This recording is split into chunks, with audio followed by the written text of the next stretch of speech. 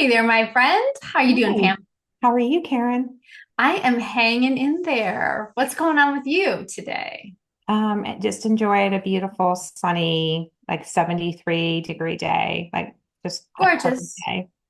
Yeah, gorgeous. Spring is starting. Yeah, Mhm. and you and I know you've talked with me about this many times, how I'm like very weather driven with my moods and stuff. So But it's like it's finally here. I mean, I feel like we've been waiting for spring since September, since it started yeah, to get cold. yeah. And I don't know, I feel like it's finally here and it brightens my mood. And like, I just want to be outside and just soaking it up. And I love it. The sun feels good, but I don't put away my winter coat until the end of May. Yeah, you have It's to like really- keep it because you just never know. Like every day I Yeah, wake up and I think, okay, what's it going to be like? Because this time of year, you just don't know. You don't know what you're going to get. yeah, it can get really cold. So I'm just going to enjoy like what we have. And then it can get really hot too. So Uh-huh. you know what I mean? Who Yeah, knows?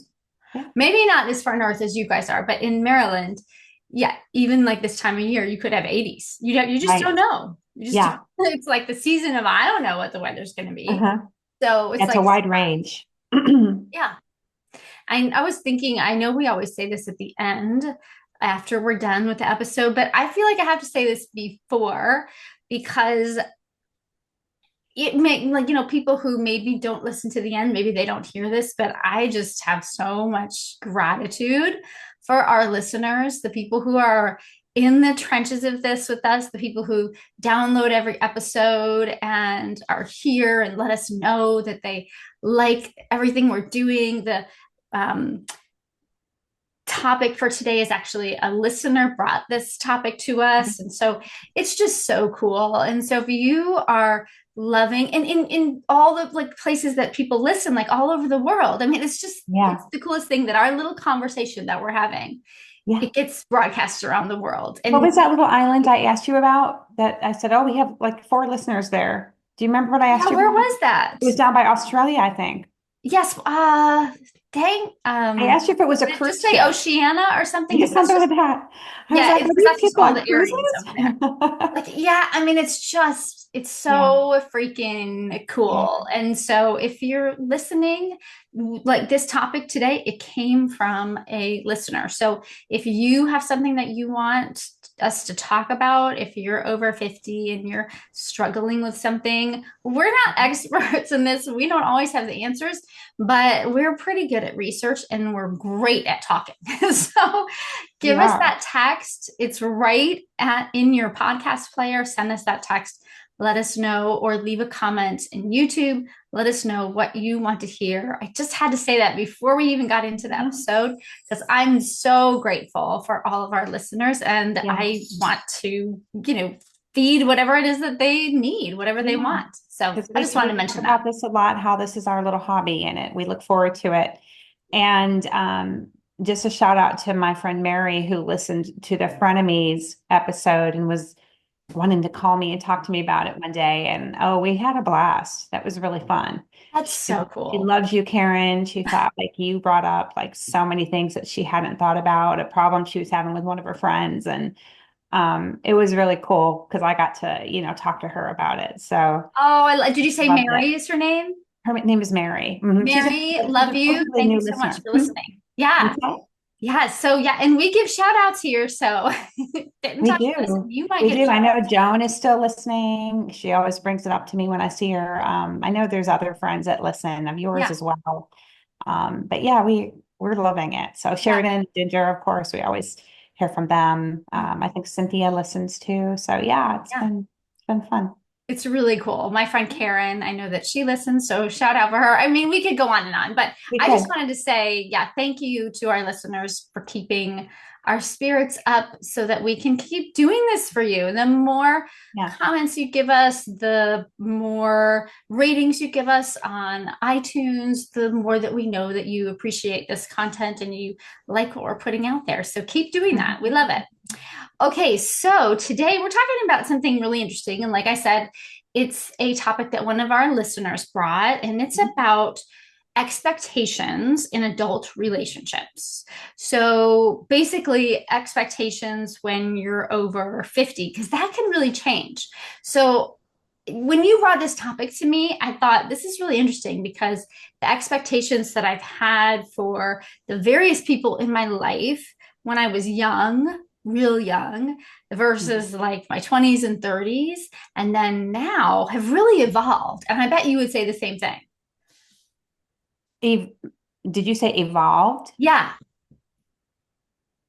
That's a loaded word. So I wanted maybe tell tell me more about that. What do you mean Yeah. by that? So, okay. So, like the expectations that you might have for your kids, for example, like when they're young, and you just have an expectation of clean your room, put your clothes away, help me with the dishes, those kinds of things. And then Mhm. they get a little bit older and maybe they start driving, and then your expectation that they're safe on the road and that they come back and they tell you where they're going and they Mhm. consult with you, right? And then they become adults. Yeah. And then there's a whole different set of expectations, especially when they bring a significant other into the mix.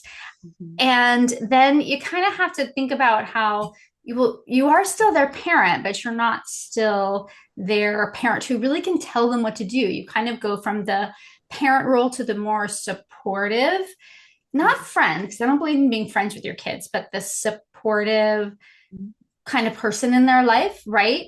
The Yeah. consultant, if you Mhm. will, the guide.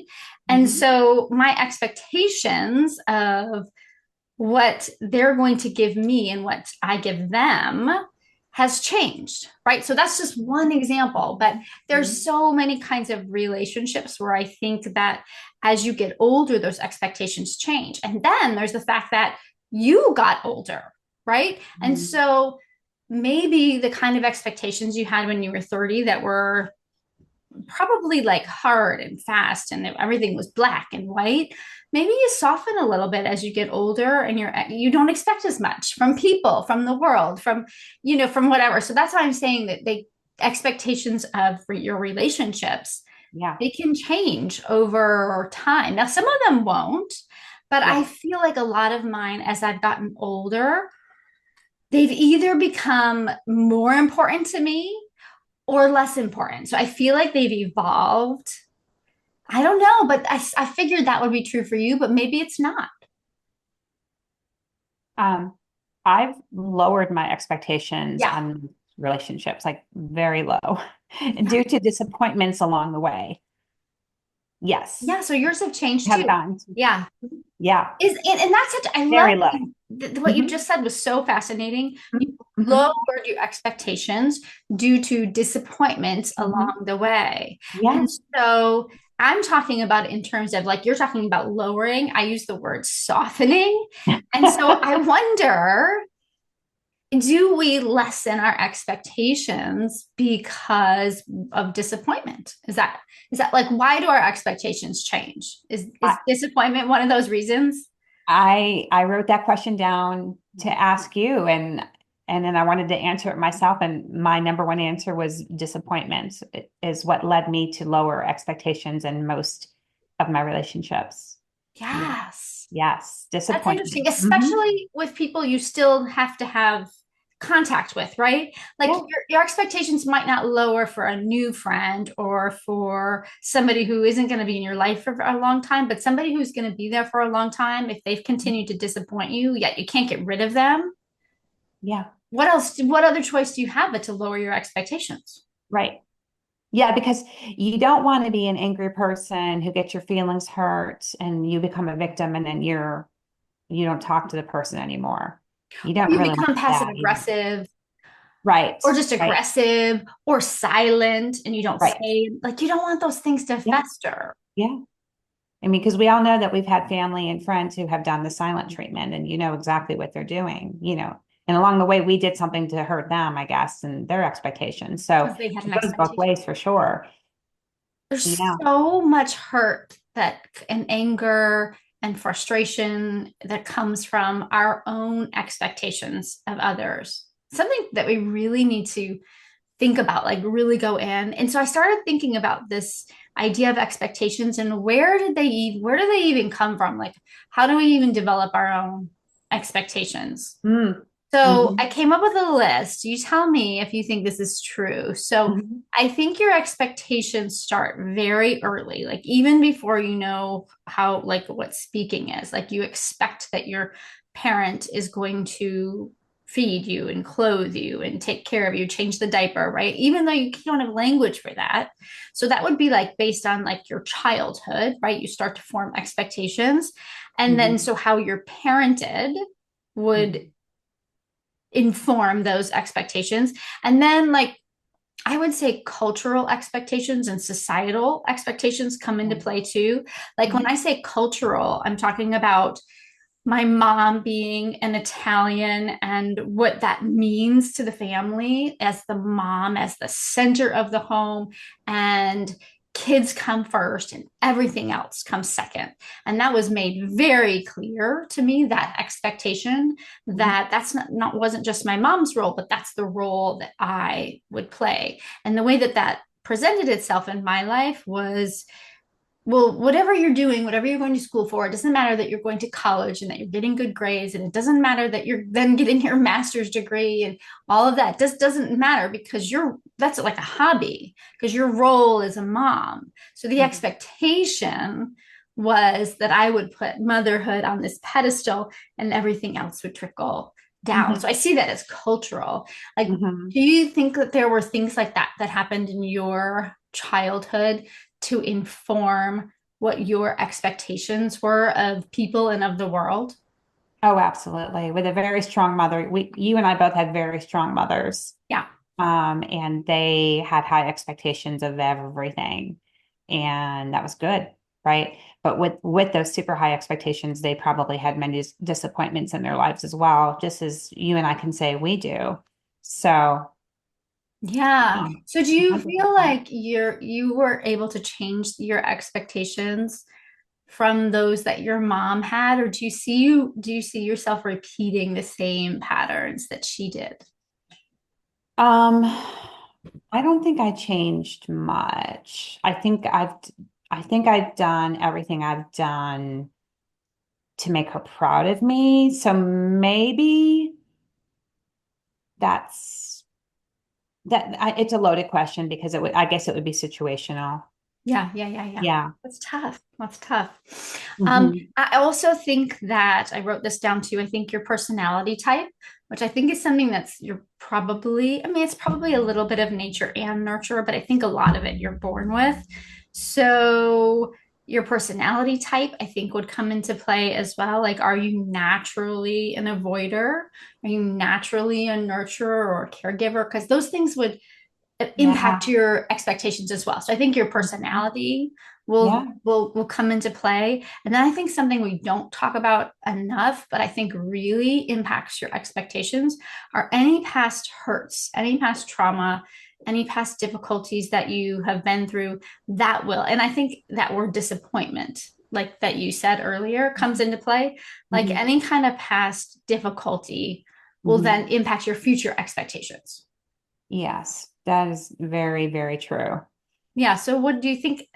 Did I miss anything? I don't know. I probably missed a lot, but those are the kinds of things I'm thinking of that would, like, where these expectations we have, where they come from, so that our audience can start thinking about, where do my expectations come from? Yeah, I love that because what you're doing is you're saying, let's put some self-awareness into why we get our feelings hurt with our expectations. And one quick and simple answer for me, I think not only the cultural aspect of it and the genetic aspect is it's probably because I know how I am towards others.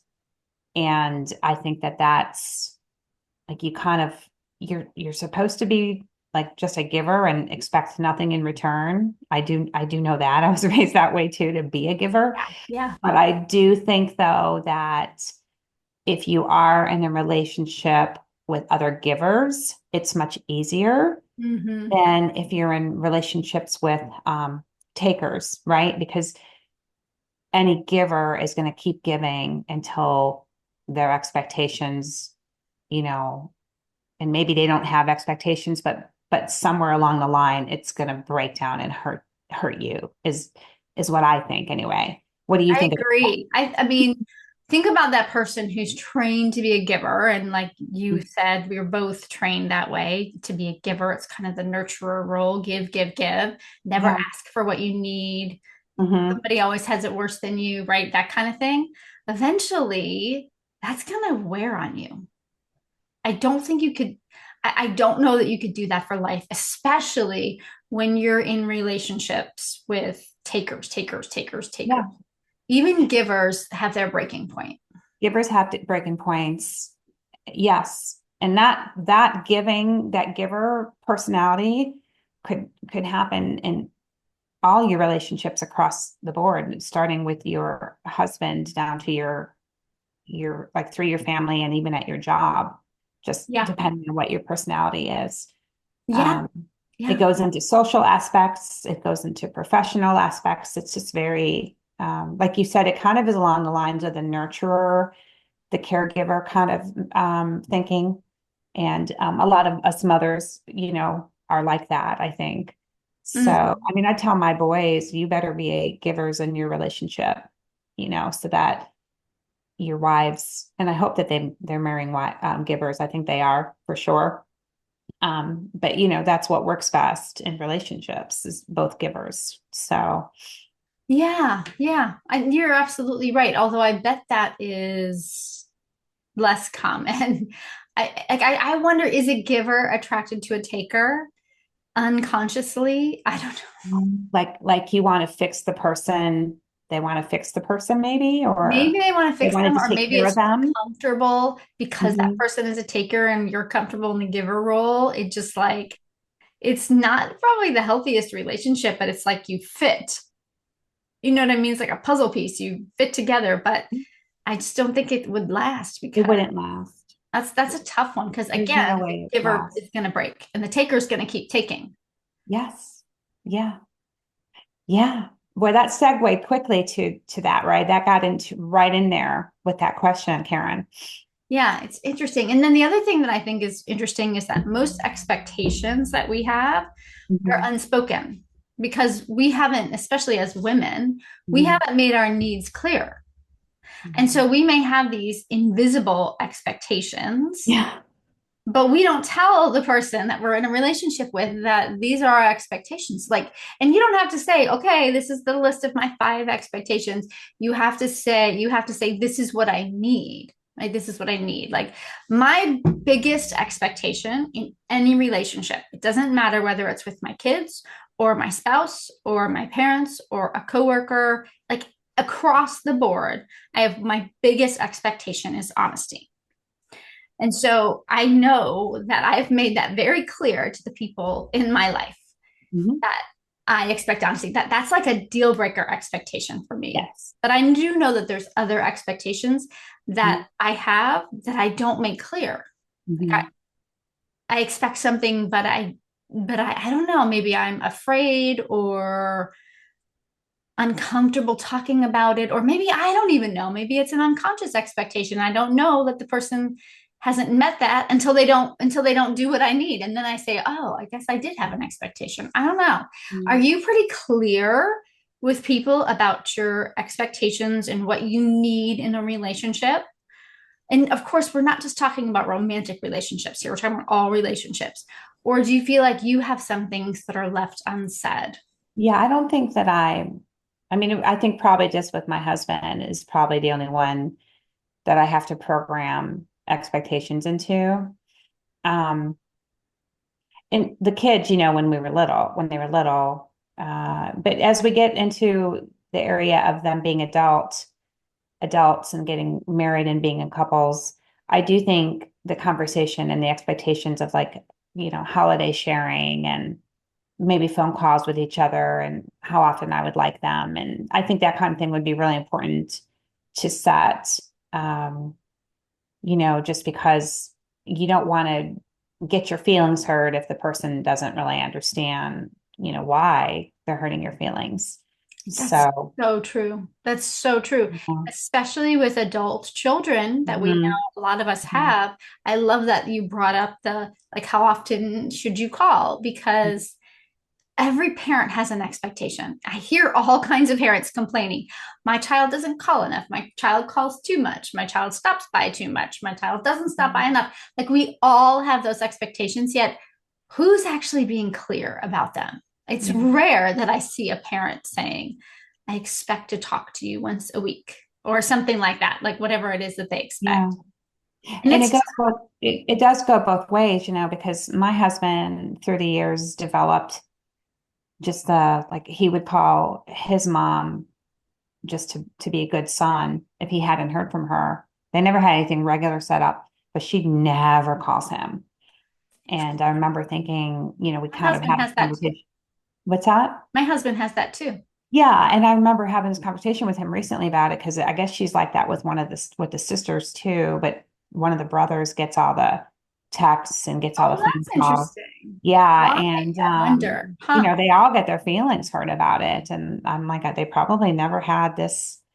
I know they've had the discussion here and there, but they probably have never set any expectations with each other. Or like, I know there's families who set up like regular Zoom calls with each Hmm. other and things like that. And I just think that that's how part of the communications that good families have with, they have the good communications, and with the good communications, I think that's how the expectations can get met.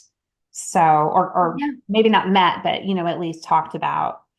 Yeah. And then you can say, you know what? I can't do what you're asking me to do, but you can at least say, and you bring up that wonderful word, communication. So those expectations, managing them, letting people know what you need, seeing if somebody can meet your expectations, it all goes back to communication, doesn't it?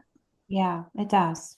Yeah. Do you have any non-negotiables? Like I said, my expectation is 100% honesty. Do you have anything in your relationships that, like across the board, is something that you just need, you know that you need in your life? Yeah, that one. Same as you. Yeah, Honestly, that's a 100%. big That's the one. one thing that I have no tolerance for. Yeah. Truth to me, truth to me is just the utmost. Truth, transparency. That's all I care about, really. I can handle anything as long as I'm dealing with truth and transparency. Amen. Amen. Is that just you and I, or is that a woman thing? I don't know. It has to be an everybody thing, but they don't, maybe we don't always realize, Yeah. or it's taken for granted if it's is happening and then until it doesn't happen, maybe um I don't know, that's a whole other topic, I think, It's a whole other topic, but I just had to say that when I Mhm. have made that clear, and I mean, people in my family are like, I kick that horse to death, right? I like whenever something comes up where I feel like somebody wasn't honest, I go into that again. So I've definitely talked about it ad nauseum. It's like, I don't feel like it's as important to them. Mm. Like I don't know why that is. I don't have any concrete, like they said, well, I don't care if honesty just doesn't mean it. It's not like they say that, but there's an underlying subtext that it's not as important to them. So I don't know if it's a man woman thing. I don't know. I don't I think there's a little psychology there for both you and I with maybe something when we were younger, or maybe we caught somebody lying before and it was super hurtful. yeah. And it's possible that, young people just don't know they're being lied to yet, or there's probably a lot of people out there who don't even know it's one of those things where if you close your ears and you close your eyes, you don't have to know anything either. And I do Right. think a lot of people are kind of happy with their heads in the sand. And those of us who are like seekers, we're probably some of the more anxiety ridden people too, to some extent. Yeah, it makes sense. I don't know. What do you think? I think that makes sense. Why does truth and, needing the truth go with anxiety? But I think it does. We Like just maybe it has to do with control. I think that probably if you and I were to go into a psychotherapy with somebody, we probably would figure out that there was something along the way that we got incredibly hurt by. I mean, I know for sure I did. I had somebody lie to me a lot when I was younger, and it's very, very hurtful, Yeah. and it can be super, super traumatic. And so, and then I think too, we as women, because most of us are empaths, I think we hear and we see more of other women and other people who go through breakups and horrible things that are related to lies and deceit. And we have that like ability to be sad and want not want that in ourselves or in our own relationships when we see Yeah. it happening with others. What do you think? 100% absolutely. Yeah, it all just ties together, doesn't it? It does. Well, Yeah. you and I were talking about like what would be the best way to approach this topic. And Mhm. we thought of some different types of relationships that Yeah. you might have.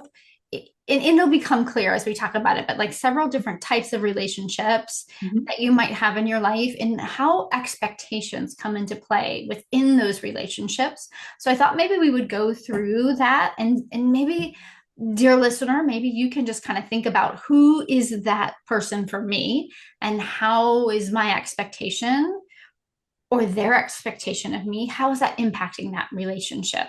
So I thought maybe we could do that now. You had a few. Do you have those still? Um, The ones I you had initially told me about? you know what? I think I started with maybe family members. Okay, Did I let's start there. want to do that? Like aunts and uncles and things like that, Okay. maybe? Or Yep, let's siblings? start there. Yeah. Yeah. So, like a family member, I know I have something like that somewhere. I don't have specific, like I have in-laws and I have your siblings, but like aunts, uncles, cousins, that's a whole different category. Mhm. So, how have expectations come into play, at least for you, with like, extended family? I think, that's a great question because I think what it comes down to is maybe holiday times and perhaps like weddings, family reunions. It just depends on do they live near you? Do they live close? We have a situation in our family where my son, one of my sons, is getting married in June, and it happens to be on the same day as two of the nieces' graduations, one on Pierre's side and one on my side. And, due to that, they're not able to make it to his wedding. And, he kind of had low expectations of things to begin with because one, originally his wedding was just 2 months behind Samuel's wedding, and he was worried that people would feel like travelers would Mm, not be able to come to both for financial reasons. So he kind of had lower expectations of that. But now without Samuel anymore, his is the only wedding. And so he started getting his expectations up a little bit. But mm, anyway, long story short, one of my brothers has chosen to go to the graduation instead of to his wedding. mm. And he's very hurt by that. It's Um, not the dad of somebody graduating, it's just an uncle, it's right? the favorite uncle. Yeah, It's probably that's it's my hurtful. brother who I have a very good relationship with. He's been a wonderful uncle.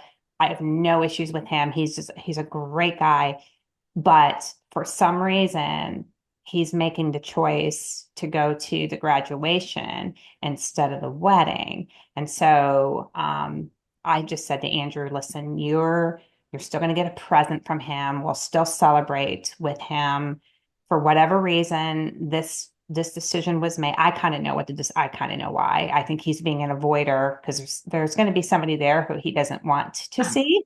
That's And so I kind of do a lot of detective work with things like this. And I don't really ask him. I just kind of know him so well. I know that's what he's doing. And so I just sort of like, to me, that's an example of something happening in my family. Now, the other side of the family, I don't know what their reasons are. I don't really want to make excuses for them. I don't think there really is an excuse. It's kind of hurtful, and we're trying to not be upset with them. But I don't think it's an unreasonable expectation to have somebody come to a wedding, unless you're like super poor and you a can't wedding is afford a it. big deal. Yeah, which is not the case with this other family member, these other Yeah. family I members. would So say yeah, it's a you bigger can. deal than a graduation. What's that? It's a bigger deal than a graduation. And And I I do. understand that's a big deal. And if your son wasn't getting married, then yes, by all means, go to the graduation. But like, Well, how the many times do you graduation think is this kid's even the going to get day before. married? I mean, come on. You need Well, the to, graduation is the day before also. So it's not if even the if it same were day. me, I would do my kid's graduation party another, like go to the graduation, do the party another time. And because we all know that people do their high school graduations several different ways, Yeah. several, sometimes up to a month or two after. I would get on the airplane the next day and go. And if I Yeah. can't make it to the actual ceremony, I would be there for the reception. But see, Yes. that's me. And that's where we go to expectations on others because we know how we would behave. But Are these invisible expectations, or have you made your feelings known to your family? I will not do that because I don't like to, because it's his side of the family. The one on my side, who is my brother, who I care a lot about, he did call me and tell me about it. And I felt very kind of blindsided by it, but it was so close to Samuel passing away that I didn't have any like emotional capacity to call him out on things. Yeah. And that's not really my style anyway. I do Yeah. tend to be more like trying to understand where he's coming from rather than be upset with him. Um, so I was trying to understand things more rather than getting upset. And that tends to help me a lot. It's not an excuse, but like it'll help explain things a little bit more for me if I can do that. Yeah, Um, I think you could do that with any of these yeah, I think expectations, you any of could. these relationships. Instead of lashing out, try and see things from their point of view. I think that's a Mhm. really good trick or tool when it comes to expectations that aren't met. Yeah, So to then you see it from say to yourself, okay, let me try to understand where they're coming from. I don't want to excuse it, but I need to understand it. It is a very self, just chilling out type of medicine, I think. Is that what I'm sure you do that too. I know you're exactly the same way because you're Yeah. very, I yeah. mean, I feel like sometimes you can say it over and over and it just loses weight. So when you talk about family members like aunts, uncles, cousins, like that kind of thing, that makes me think about siblings.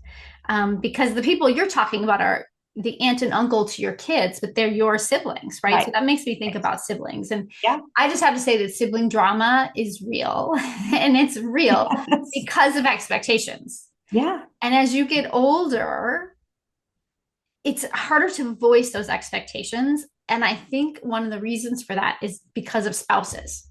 So you were brought up a certain way, not you personally, but the collective you, right? Everybody's brought up a certain way in your family. There's norms and culture and what we talked about earlier, and there's Mhm. expectations. But then you bring in this other person, Yeah. they marry, and now you're blending expectations, or Mhm. sometimes a lot of times the man is bending to the wife's whatever her expectations are, and then what happens is everybody else in the family just kind of gets the shaft. And so this is now 25-30 years of this. So originally when something like this would come up with my siblings, I would say something. Yeah. But over the years, now 25, 30 years into this, I just say nothing. Like we're planning a family trip, which we do a lot. We go to Maine, the whole family goes. That's where my dad is from. We're Mhm. planning that for this summer. And so everybody will be invited. But we won't tell one of my brothers until it's all planned because we know he's not going to come. So, what is the point of even getting him involved in the planning, even telling him when he's never going to take off? He's just not going to do it. He's just never not going to do it. And his feelings don't get hurt if he finds out about it or anything. He'll find out about it because we are going to tell him.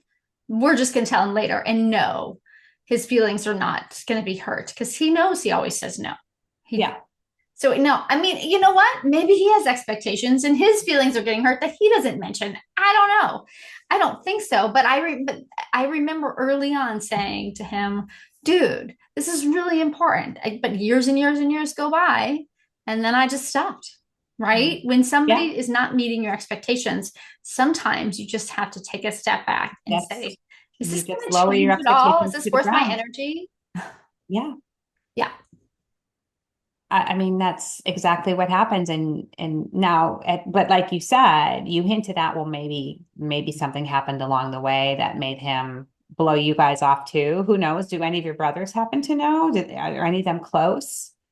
Yeah, I mean, everybody is as close, as close as you can be with this sibling, but everyone is also aware of everybody knows that that's his thing. That's just his thing. Yeah. And we all just accept it. So, because what They're I not could going to see change it. happening in another family is maybe one sibling. In your case, there's probably truly nothing that he's upset about. He Oh hasn't. no, no, no. Yeah, because in In some his families, case, he's just super selfish. yeah, right. And that sometimes that's all there is to it. That Yeah, they're just simply a selfish person and they don't care enough about anybody else. that's exactly what it Yeah, is, that he just doesn't care enough about anybody else. So what can you do? You can't make them care. Like what would be the point of that? right. Yeah. Yeah. And you wonder one day if he will wake up and care, you Yeah, know? like yeah, at the end of your life, will you say, I wish I would have cared about other people more, or will you just die a selfish person? I don't know. That's a great I don't question. know. Yeah, that's a great Great question. question. Yeah. Okay, let's talk about a different kind of relationship. Okay. This is the kind of relationship that you typically will have with a friend. And this is the person who I'm calling it the boundary pusher. This is the friend that's always pushing boundaries. It may even be an acquaintance, but it's somebody who tests your limits. They ignore when you say no. And so I feel like I feel like I've encountered that kind of person in my life. Have you encountered the boundary pusher? You know what I'm talking about? Lot. A Yes. lot. Okay. Yes. I've Often. encountered this Mhm. person in environments where my kids are, and that would be things like at school, where Mhm. there's like the school committees, or Mhm. after school activities where there's like a helper for a program or something. You know that saying that in groups like this, 20% of the people do 100% of the work. Yes. Yeah. So I feel like Mhm. whoever's in charge or whatever is the person who takes advantage of that 20 those 20% of the people. That's just one example. But for at some point, I still have a kid in school. It's not like I have older kids. So I'm still in situations like that. But Right. I did it so much for my adult children that I had to put the sword down. I had to Mhm. put the sword down. I had to get over FOMO because Yeah. that's probably why I was doing it in the first place, and Mhm. just say no to the boundary pusher because I cannot be pulled in that many directions. And at Mhm. my age, I refuse to do it anymore. Mhm. What about Yes. you? Where do you have people that push your boundaries? I had it at work.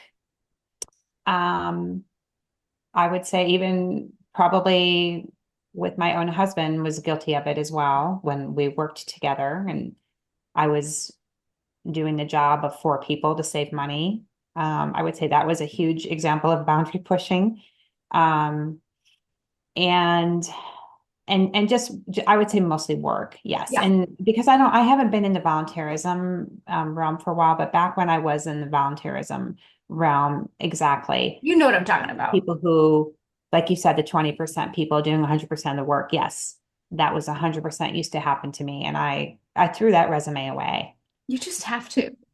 Like, I think at some point you just have to. Even the most involved, most wonderful parent who's, I'm doing this for my kids, you just, yeah, you can't, it's not sustainable to do that forever. You're just getting Mhm. so taken advantage of. So Yeah. that's one that I don't feel like is an issue for me anymore because I just said no to that one. Same, Okay, here's same. another Yeah. relationship that you may have expectations, issues with expectations, and that's the flaky friend. That's the Mm. one who makes plans with you, but then cancels at the last minute. And I don't know about you, but I used to put up with this in my youth. I don't have any anymore. I don't have a single flaky friend because there's this is what I'm saying about Yeah. expectations evolving. Yeah. My expectations of the flaky friend is that I don't have it. I Yeah. just says no. What about you? Yeah, I would agree. I agree. My expectations went away for flaky friends, and yeah, that helps a lot. Right. When you don't have them, you don't Yeah. have to worry about the expectation for the Yeah. flaky friend. So, Uh-huh. dear Uh-huh. listener, if you have one of those, it's time to just say goodbye, like We lovingly, all, mwah, kiss them goodbye. They're we've not all really your had friend. them. Yes. Yeah. Okay. How about, ooh, I know we both have had issues with this, the friend who's the emotional dumper. So this Mhm. person, they lean on you heavy for emotional support, but they never or barely reciprocate. So it's all about them. There's Yeah. never any The taker. take, right? Mhm. Like you're Mhm. being the giver and they're the taker, and they're Mhm. taking advantage because you're the giver. And so they're Mhm. just unloading their problems on you, but you never get a chance. I feel like you have had people like that in your life. What do you think? Definitely. I mean, being that my master's degree is in counseling, it Right. lends itself to that. And Yes. same with you as well. And you know, you are just, I mean, when I met you, I felt this right away from you. There's something about you that makes you want to open up. Like it's so, you're so just open that I bet people have really taken advantage of that side of you. You know, you don't have time for small talk and you want to get to like actually the heart of things. But I think that then maybe leaves you vulnerable for the emotional dumper, right? And then Yeah. I think because of your degree as well, people are like, I'm going to unload on her because she actually has training in this. And to be honest, I do love it most of the time. Maybe that's my own fault, but you can get taken advantage of for sure. Yeah. Yeah. Yeah. So I have this friend who has been my friend for a long time. Our kids have grown up together, and she's now going through a divorce. And I've been trying to be there for her, but I Mhm. find that every time I see her, I'm getting emotionally dumped on. So Mhm. I had Mhm. to, our coffees and lunch dates and things like that, I had to pull back on because Mhm. there was never a, well, how are things going with you? It's just Mhm. 100% of the time on her, and it's not like I don't feel for her. That's horrible, Yeah. right? It's Yeah. just when it's completely one sided Mhm. that it's so draining. Like I would come home so physically and emotionally drained after I would spend time with her. Yes. Yes. I know exactly what you're saying. Yeah. And then some of them, and I have had several friends like that through the years, and I'll never hear from them again when their life gets better. And that's That's how you right. know that that person wasn't truly your friend. They were using you as a free therapist. Oh I my can tell gosh, you I've so had good. a handful of those types of people in my life. That is huge, Pam. You are absolutely right. Like it's like a Mhm. fair weather friend. They're only there when their life is crappy. That's when they need Mhm. you. And when their life is great. Yes. Do you know what? I saw I know that's a, happened to you too. Hmm? say that again. I know that's happened to you a lot too. Oh, yeah, for sure. For sure. Mhm. And I love that you brought up the degree because I didn't even think about it. But yes, because of our background in psychology, Yeah. people like that are drawn to us. And like you said, I typically love it. I Like do like it. there's a pride that I take in being that person for Mhm. people, but it can go overboard. And You can go it's a overboard. fine line because I don't really in relationships, I don't like to be the center of attention. I like to have people talk to me more than I talk. So Yeah. but it's a fine line when you just never like they never care about anything about you in any way, shape, or form. That's when it's like, no, no, no. But what I was gonna say is I saw I don't even have TikTok, so it may have not been a TikTok. I saw somewhere online somebody talking about this very thing. Like the true measure of a friend is not how often they come to you when they're having emotional turmoil, but how often they come to you to celebrate their wins and the good things in their life and that kind of thing. I'm paraphrasing badly, but it was Yeah. something about what you just said about how it's actually about the people you want to share the happy moments with, not just the bad moments. Or for them to check on you. But see, that would be where that going back to expectations, that would be where my expectations of those types of people were really, really low. And that's probably why I put up with what I did for so long, because I didn't Hmm. even have expectation. I think I probably learned right off the bat what kind of a relationship it would be. And and maybe I never got hurt from any of those relationships for that reason, because I just never expected anything. Yeah. There was one girl I can remember I remember talking to another friend about a girl like this. And that friend, she must have had a psychology background too, because this was back when I lived in San Antonio. She said, I don't think this friend, let's just say her name was Sharon. She said, Pam, I don't think you could get your feelings hurt about this. It wasn't personal. This girl just didn't have the capacity. She just didn't have the capacity to be Yes.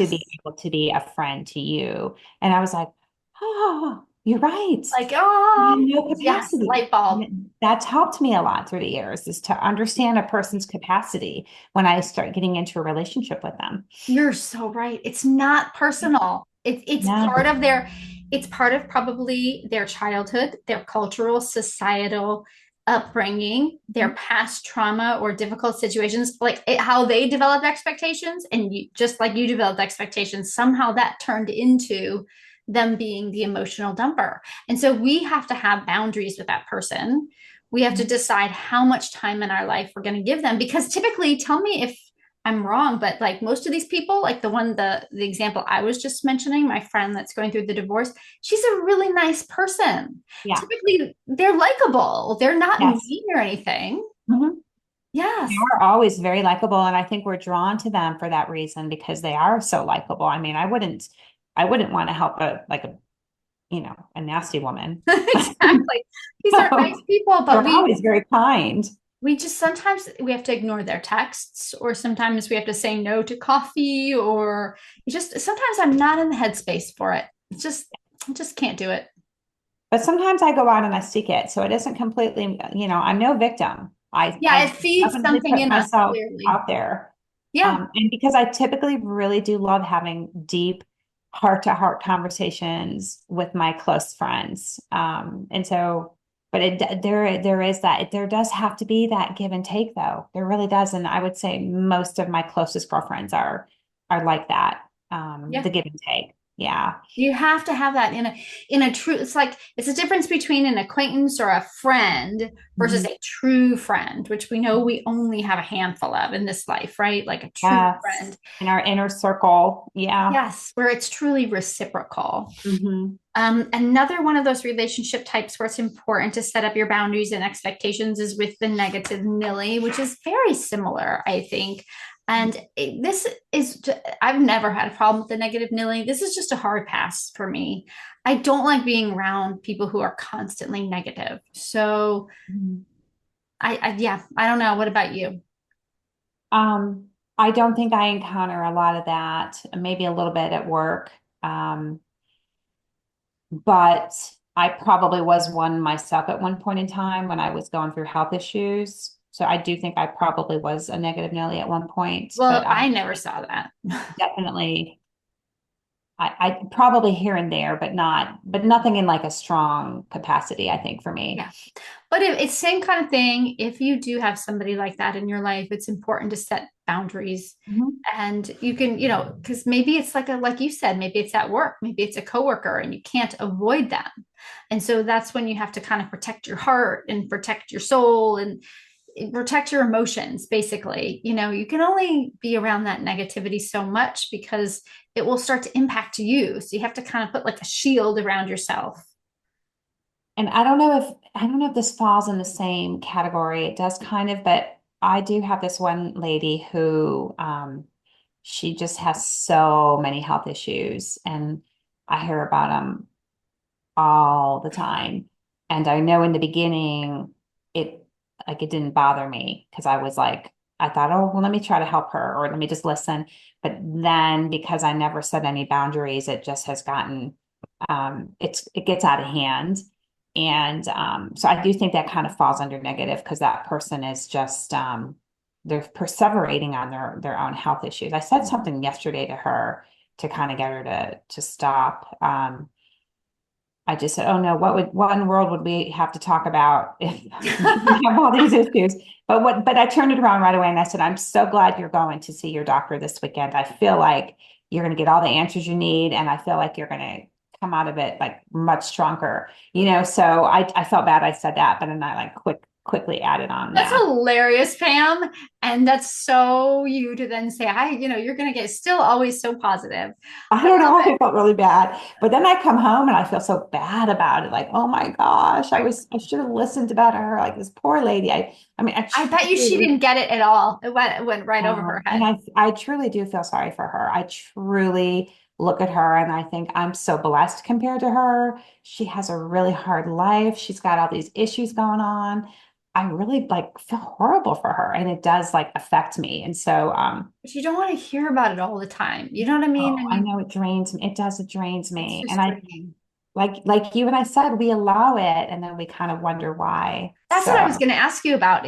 When we have a new friendship and they breach our boundaries and expectations, it's so hard to get it back, isn't it? but in all fairness to them, in my case, this is why this is such a great discussion, Karen, is I don't think I've ever laid any expectations for, hey, I don't really want to talk about your health every single time I see Well, you. how would you do that? What do you say? Like, how do you say that in a nice way? I don't think there is a nice way. I I think it's, have had other coworkers that I have talked about health with a lot, just like here and there during our little breaks and things like that. Hey, checking in. And so I don't have any issues with it, but I think when it just goes on and on and on, and that person doesn't have any self-awareness of how much they're doing it, that's a problem. yeah. I have a feeling what I said to her the other day, I'll probably like, we'll Oh, see. you think so? Really? I don't know. I'll let you know. Yeah, that'll be Keep you interesting to posted. see does that change the dynamic? She's a real sweet Sometimes you have to lady. say something. And I'm going to want to talk to her and say, hey, how was your doctor's appointment? I do care about her and I'm going to want to know. But Yeah. I sent a text to my husband. I'm like, hey, when this is going on, could you come interrupt? Because he can hear it because he's real close to us with our There you family. go. There's your intervention right there. So Here to I come do in. have something in place now, but Yeah, there yeah, you go. That's what you kind of have to do sometimes. yeah. Okay, so we talked about this briefly, I think, with your in-laws, but in-laws, when Mhm. your kid has a partner, when they're an adult and they have a partner, um, and you're well, I guess you have in-laws and then you are an in-law. But let's focus on you being an in-law with expectations there. That's a tricky one. I mean, I want to be a good mother-in-law, and I try my best with my Yeah. son, who's not married, but has a very serious, significant other. I try Mhm. my best to not be a monster-in-law, but it's tough because everything from my childhood comes in and everything from her childhood, right? So Yeah. yeah, I don't know. What about you? Well, I think with the You're two about to be. serious relationships right now, Yeah. we haven't gotten to that point yet, but I do think, well, except for holidays, we did talk about which holidays that we expect them to take turns with the families. I did tell my son that. Ooh, I like that. And we don't live near him, so that's all I can really give him. But and he's already really good at calling us. He calls once a week. He's wonderful already. I think my other son, I'm definitely going to have to work on with him for sure, for sure, for sure. And he's with a lovely girl who is very family oriented, and she might bring good things to him and might influence him, and I may not have to, but if she doesn't, then yeah, I'll have to definitely lay down some. And in Sophie, I think it'll be easy because she's already a great communicator. And but if she marries a guy or gets with a guy who's also incredibly family oriented, and she ends up like, you know, kind of heading the other direction from us, I will have to, chat with her about it and just Yeah. let her know. So, When it what about comes to your you? kids and their partners, I think it's really important to set expectations. Like you already talked about holidays. You Hmm. mentioned like how often are you going to call me? I think those are really important things to talk about so that you don't end up festering all of that and being annoyed. I remember my mom being she wouldn't really talk to my brothers about it. that they didn't come to enough things or they didn't call her enough, but I know it really bothered her. So I think sometimes you just have to say something. You can say it in a nice way, but sometimes you just have to say something. I think we want them to want to, We right? want it to come from them, and we don't want to have to because we did this great job parenting them. Why should we have to remind them? Yeah. Right? Sure. Same thing with our husbands, right? We want them to be thoughtful on their own and to think of things. We don't want to have to program in everything. Yeah. Um, but yeah, that's definitely something that I think is important. I find that it's easier to set expectations when it's not around a specific event. So with my spouse, I'll try not to say something that I expect when we're in the middle of a fight about it.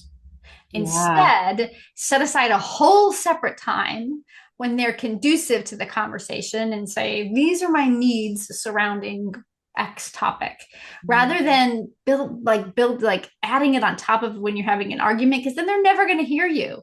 So I think you could do the same thing with your kids. Don't do it when they skipped coming to your house for Easter. Do it like and you want to talk to them about holiday expectations, do it a whole separate time so it doesn't seem like they're connected and you're having this animosity about it.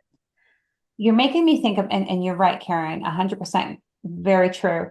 But you're also making me think about a situation in our family where one of the one of the husbands of a relative would write letters through the mail. What do you think about that versus like just calling and chatting? How do you feel about that um, kind of thing? I like personally think it's you a little did passive this and aggressive. I'm upset about it and I just Yeah, want like you're Abby long, kind of long thing. letters, letting him know of his hurt feelings towards the family and blah That's blah interesting. blah.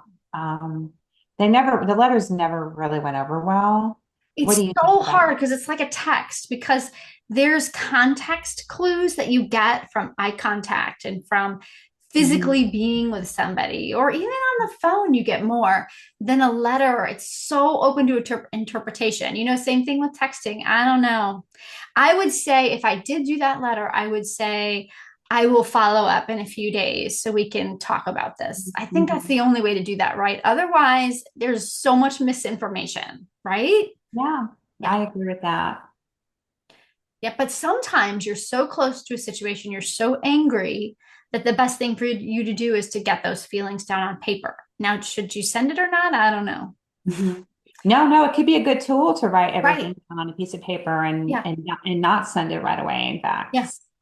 That's Or, actually one of my ideas for tools and tricks for expectations is to journal about it. Like if you're feeling stuck or upset about somebody that didn't meet your expectations, to just write about it, like get all of those feelings out. Because in the end, you might decide, that actually wasn't as big of a deal as I thought. Or you might end up thinking, wow, this is a big deal and I actually need to address it. But getting Mhm. those feelings out first before you go to the person, I think is a good idea. Yeah, because your emotions can be very, very high at times, and it can be hard to Yeah. manage those emotions if anything irrational could come out of them. So, I have one last relationship expectations category. And I don't want the episode to end without me mentioning this. And that is the expectations you have of yourself, which I think mhm. as women, women over 50, this is a tricky thing for all of us to manage the expectations we have of ourselves.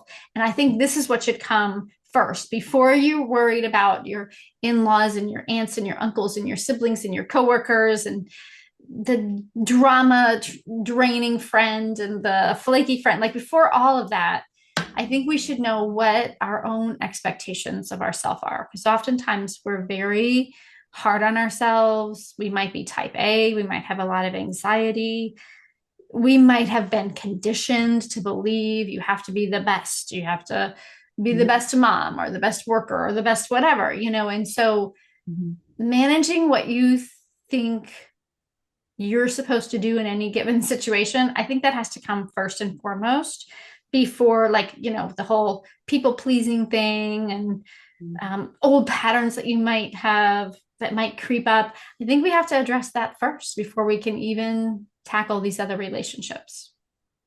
I think you're right. I think my biggest thing is I don't ever want to be a victim. I would rather be the person that's able to communicate what my expectations are, or lower my expectations to a point of just not having any, or super super low. I'm sorry, that's funny. It's just a lot easier that way. Yeah, like because then, right, you don't get disappointed Yeah, if you have low you or mentioned no earlier, and you and avoid the disappointment.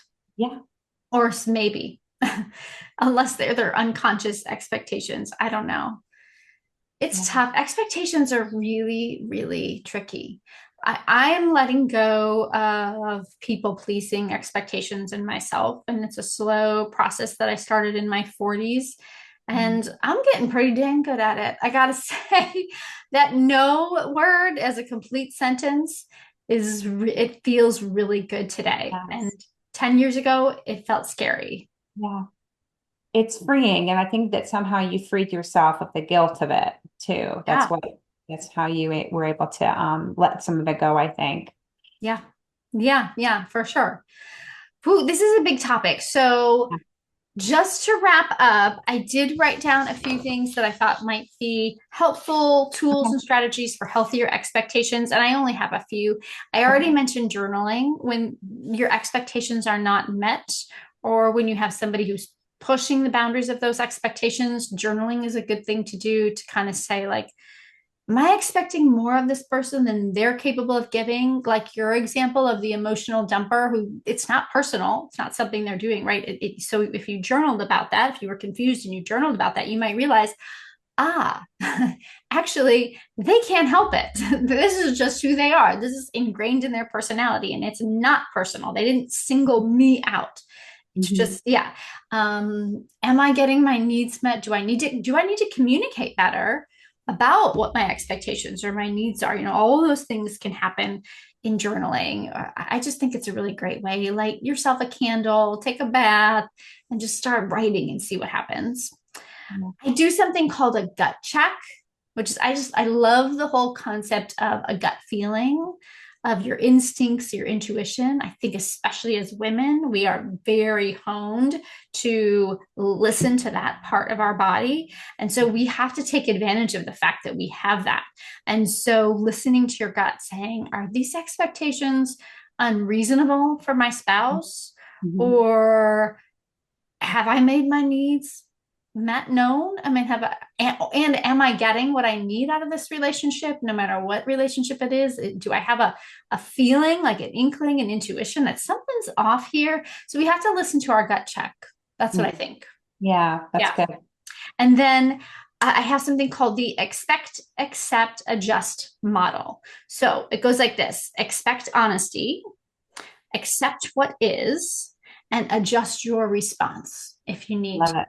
So expect honesty, Hmm. accept what is. Sometimes we just have to accept, and then adjust your response, because that's the only thing you can adjust. You Yeah, can't force somebody to be different than they are, but you can adjust your response to them. right, right. Yeah.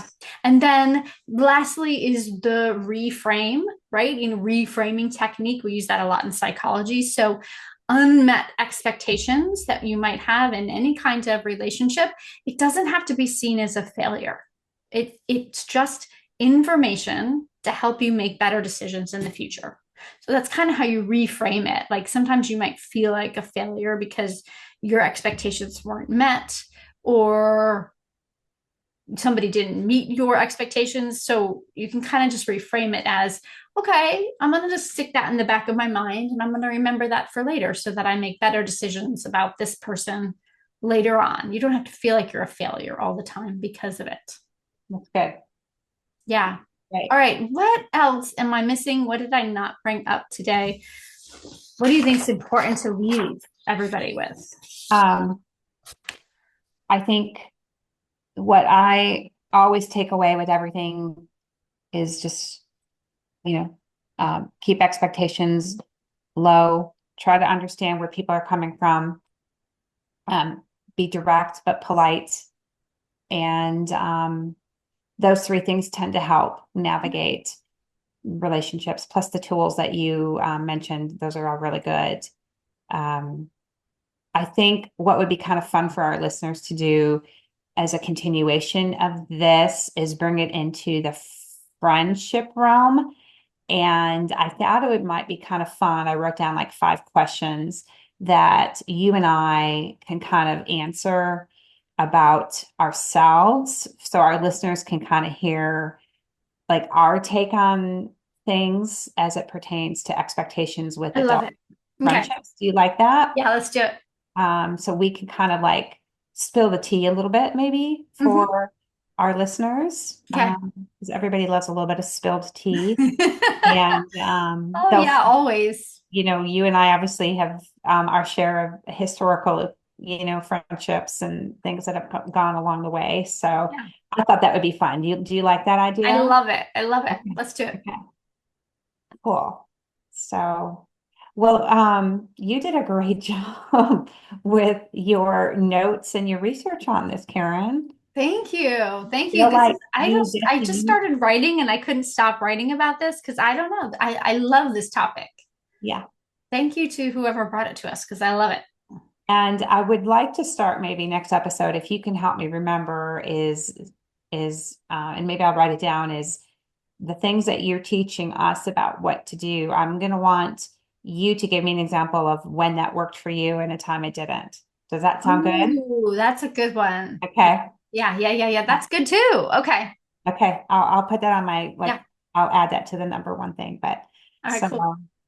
anyway, all right, my friend, what was really good as usual, catching up with you. And Always good catching up with you. And we will chat soon.